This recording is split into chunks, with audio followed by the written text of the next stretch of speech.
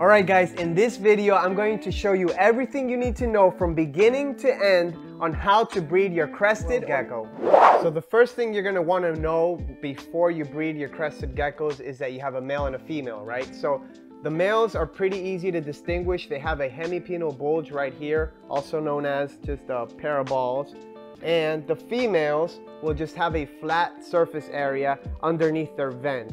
So that's how you could tell the males and the females. Now the next thing you want to know is that your females and males are up to weight. Now I typically wait until the animals are about 2 to 3 years old before I breed them. A lot of geckos will reach breeding weight of 45 grams before they're 2 years old, but that doesn't mean that's the best time to breed them. A female, for sure, I want to make sure she's at least 45 grams. Maybe if she doesn't have a tail, 40 grams. And the male, he could be a little bit smaller since he's not going to be able to produce eggs. He's not going to, have that weight on his body, and it's not going to tax his body as much as a female would. The males could be about 35 grams, even 40 grams would be a good size, perfectly fine to breed them at. And then once you do pair them up together, you just want to make sure that they're in the first couple minutes of you putting them together, nothing crazy happens. Lizard breeding, gecko breeding is a little bit vicious if you're not aware of it. If you've never seen it before, the male will basically start to bite the female, start to nip her,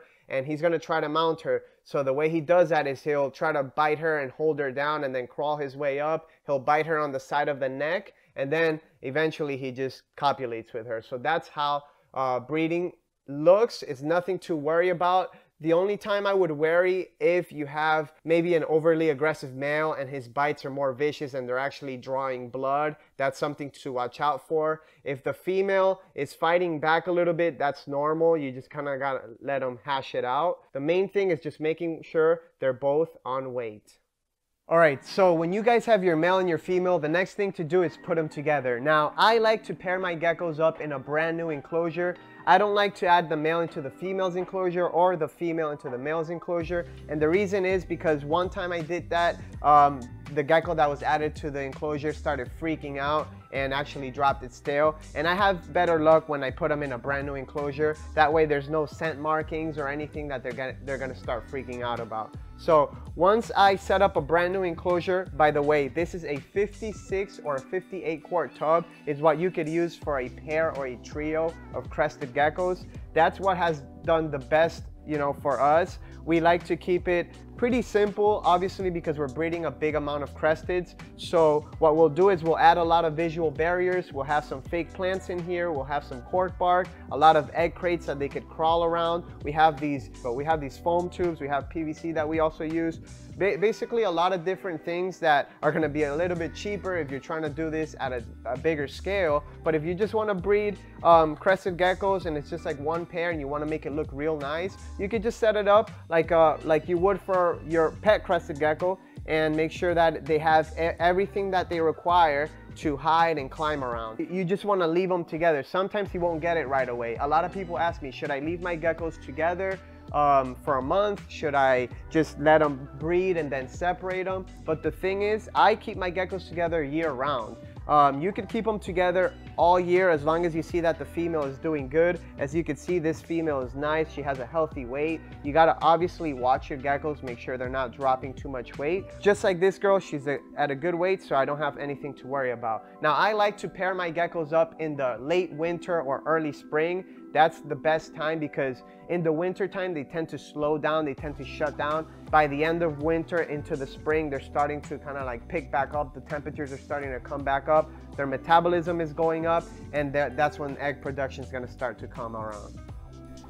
Now, I set up my enclosures with a substrate of mulch. The reason I do that is because of my humidity in this room, but it's all gonna depend on you. I actually would prefer to set it up with paper or paper towel because that's gonna leave them no other room to lay the eggs except in the egg box. Now, our egg box, we basically get a styrofoam container, like one of these food containers from the Chinese place, and we cut out a hole and we put sphagnum moss in there. Now, the females are gonna feel secure when they go in there. They're gonna start to dig up and lay the eggs, and then they're gonna bury them up and cover them up. Now, I like this because it works as a lay box and it also works as a humid hide. So if they do have shedding issues, they could go in there and help themselves out. Okay, so this is a perfect example. You see, when the females lay their eggs, they will actually pack the substrate down just like that, because normally when we put the substrate in here, it's all messy. She lays the eggs and then she pats it, like, you know, so we don't figure out that there's eggs in here. But I'm pretty sure there's going to be eggs in here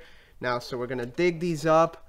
I'm going to show you guys what good eggs hopefully will look like. Don't leave, guy.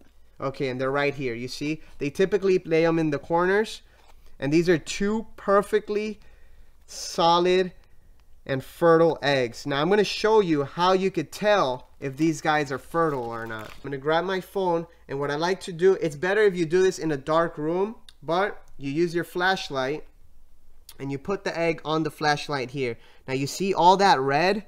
Now this egg has probably been here for about, you know, maybe like over a week or so, because, you know, it's already well developed. Typically when you first find the eggs, you see how it's red?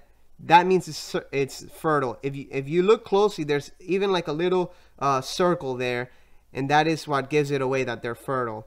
Now, when you first find them, if they lay the eggs and you get them the day of or the day after, they'll have a red ring around the egg, and that's how you'll be able to tell if it's fertile. Also, if the egg is yellow when you do that, it's typically not fertile. So we're going to grab these eggs, we're going to put them to incubate, we're going to set them up, and then we're going to talk about how long you should expect them before they hatch and how to incubate them.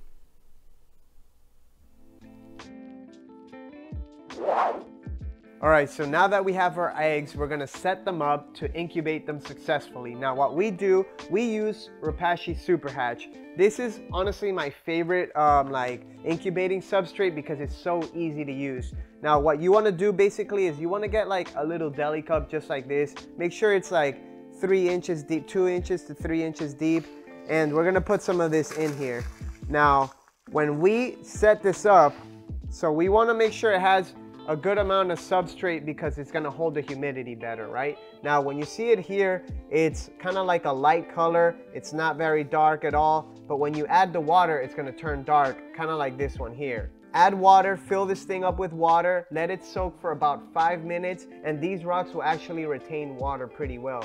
So after 5 minutes, I'll just drain all the excess water out. I'll stir it around a little bit, then I will add the eggs. And you want to make sure that the substrate is humid but not too overly wet. As you can see on this one here, we have already some eggs that are incubating here, and they're the substrate, you can see how it's kind of humid but not too wet, like I said. So we're gonna put the eggs right here. I like to dig a little bit for them, and you want to make sure when you place these eggs, you want the red ring to be facing up. You want to get the eggs the same way you found them and put them in the incubation the same way. You don't want to be turning them around or rolling them over too much. Kind of like put them the same way and just leave them there. Now I like to mark my eggs so I know what breeding group they came from, but obviously if you have one pair of crested geckos, you're not going to have to worry about that. But what we do is we put the group name and we put the date and the quality of the eggs, just so we can keep track of what the hatch rate is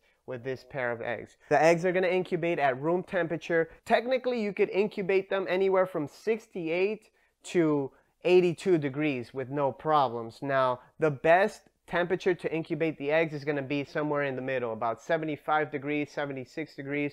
That's going to hold the best results. If you do it too hot, the eggs are going to hatch quicker, but the babies aren't going to be as stronger. If you do it really cold, your hatch rate sometimes isn't as high, but the eggs are gonna grow more. The baby's gonna be able to soak up more yolk, and they're gonna grow and be stronger babies when they do hatch. The best thing in my opinion is to be right in between. They typically take about 70 to 90 days to hatch. Once you have them all set up, my recommendation is to just leave them alone. Don't take the eggs out. Don't try to weigh the egg and see how much it weighs. Don't put extra water in the substrate. This deli cup with the water added, it should hold enough for the whole incubation period of these eggs. If it's getting too dry, then that means you have way too many holes. So what we do for these deli cups is we'll actually just leave 2 holes open, one in the front and one in the back, and we'll cover everything else up. And just like that, leave it alone, forget about it, and in a couple weeks, you're gonna have brand new crested gecko babies. All right, so we just had this little baby hatch, and we're gonna put him away in his new enclosure, okay? Now check this out. They're really spunky when they first hatch. They're really wild. They jump all over the place. So we're gonna set him up in his new enclosure. What we do is basically a smaller version of the adult's enclosure. Some egg crates, some fake plants, mulch substrate, little water dish in there, and a food bowl in here in the back. First couple days, it's really important that these guys are not exposed to the heat. They are very susceptible to overheating. So you wanna make sure they're room temperature.